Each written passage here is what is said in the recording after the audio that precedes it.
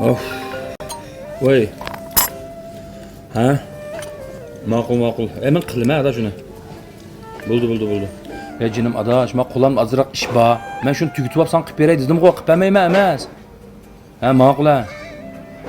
Voy, ma'qul deb qo'yibganman, qoldim-ku balog'imda. Voy apa? Ha. Voy apa, men bek aldirashdim. Dadamı dana özü dikkat berip kelsin. Ha? Ha, ma'qul. Voy voy. O'zgilam bu odamlar. Davamlı qavar qilgan.